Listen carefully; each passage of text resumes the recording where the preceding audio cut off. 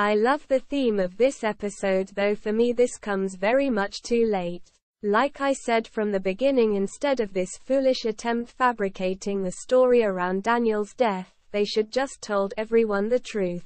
Her idea setting the records straight with a minimum of backlash even for Jack who shot Kate was the best thing she has done since her revengenda. Not only because it restored Daniel's name. Funny enough that he in fact is what they claim. 'Cause in season 3 he shot Emily and beat her up when they had this nasty quarrel before the divorce. But he was trying to be better because of Margaux and their child.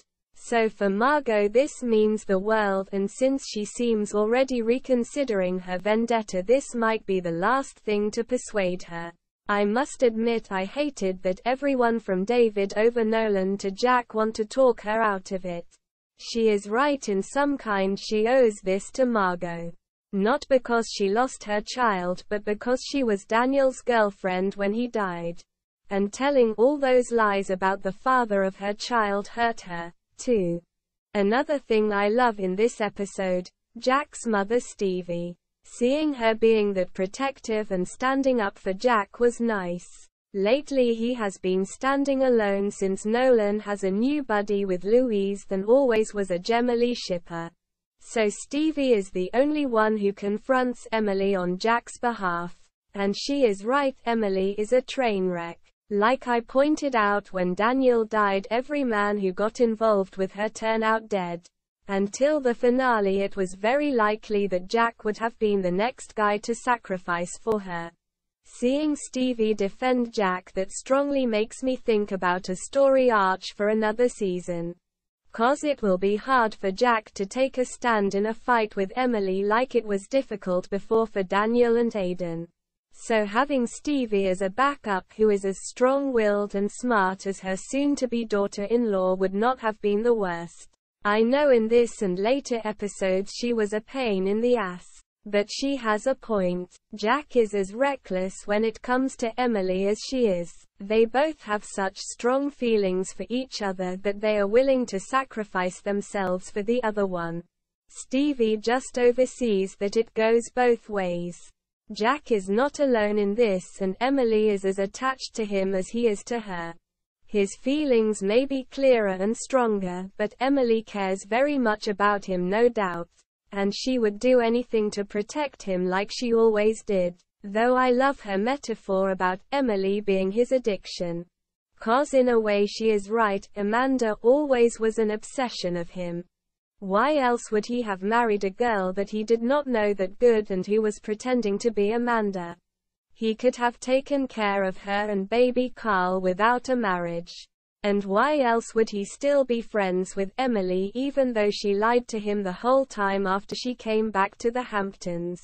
He just cannot let go of this girl, like Aiden said, 'cause deep in his heart, he still hopes that this girl is still in there somewhere. About Jack and Emily again.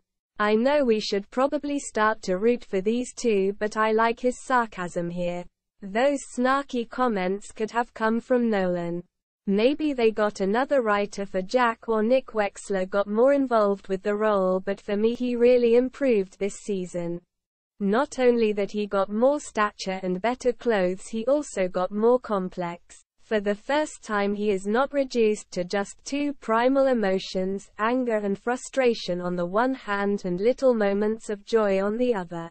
About Victoria and Louise, it was typical for her to go for the weakest link. And even more feeding on doubts Louise already has about Nolan and his crowd. She does not know Jack and Emily very well, so for Victoria it is easy to make Louise only see her perspectives. Like always, it would have been better if they had told Louise everything and filled her in with all the gruesome details on Victoria. So she would have been prepared for her lies. But since Nolan does not suspect she is on the brink of turning over to Team Victoria and Emily does not care that much of Louise, she is their blind spot. About Emily's jewelry. I must admit I hate the ones she is wearing in this episode. I know the big gold necklaces just should underline her status as wealthy socialite, but to me they look like dog collars. Maybe it was fashionable at the time, and I know that most new rich people love those big necklaces and even bigger stones like real big diamonds. I am more a fan of her pearl necklace that she wears during her TV interview in a later episode. About Nolan's quote, "I like the idea of this new kind of identity swap, this time with herself. And he is true. Young Amanda created this fake persona for her revenge mission, so it is time to put her to rest," he told her in the first episode, and David asked about this for some time since he gave her that birth certificate. So now seems the right time not only to reveal her true identity, but trying to find back into the person she once was before all this started. Not to stretch this too far, but in some kind this is something like a rebirth for her. And a restart, so I was a big fan of this step and the storyline of this episode.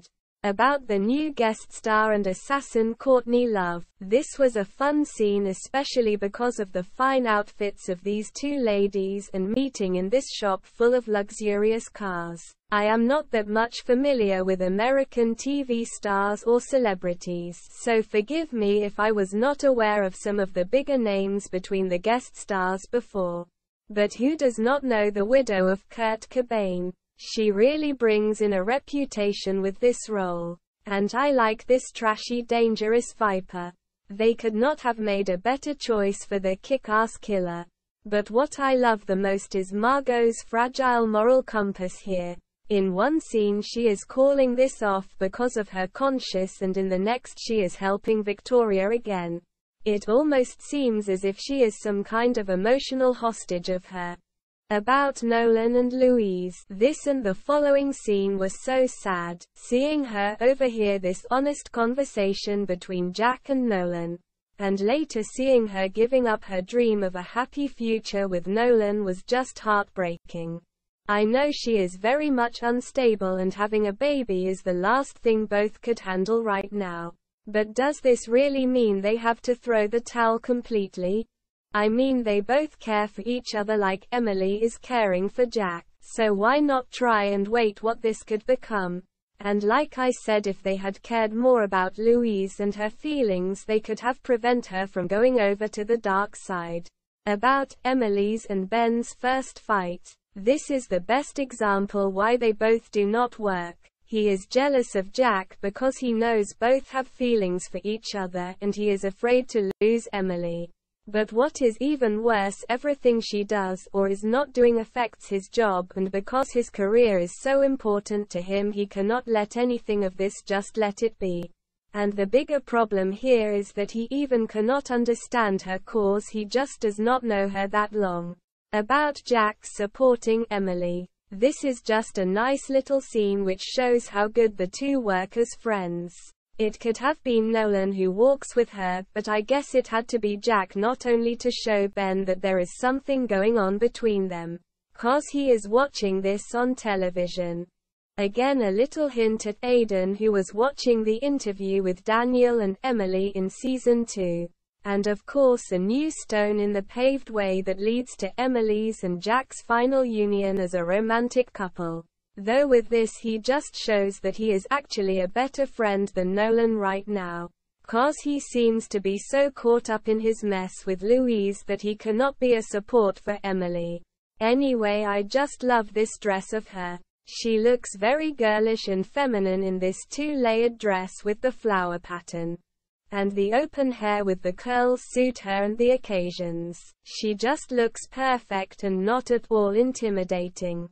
Which is important for her campaign, not only exonerate Daniel's name but to establish her narrative. Even though I am not a fan of this darker color, I assume she had to go more dark for her movie role. Either in the Marvel movies or for the girl in the book.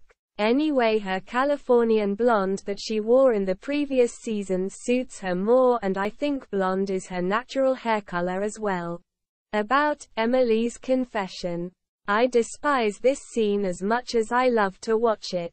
First of all, they did a great job in editing by showing us all the different people that are affected by this and how they react. This might not be very inventive, but I like that everyone shows a different approach to this.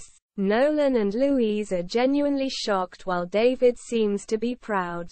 And Margaux is of course relieved and seems to be grateful that Emily finally restores Daniel's name. Jack showing a mixture of affection and pride or admiration for her courage. Second, I hate that this confession, which should have been about Daniel, turns out to be all about her. I mean, she knows what a bomb she is dropping here. So this shows again how egoistic and self-centered Emily is. Third, I love that they are playing again here with this ongoing theme about media and being a person of public interest. I like it when they mirror reality in fiction. Last but not least, the score is great here and adds a lot to the tension and thrill of this important scene. We're all aware of this scandal, casting a shadow over tonight's announcement. People believe that he broke into my house and tried to attack me. But none of it is true. The truth is that Malcolm Black was my attacker. And Daniel Grayson took a bullet that was meant for me. Daniel saved my life. And tonight it stops.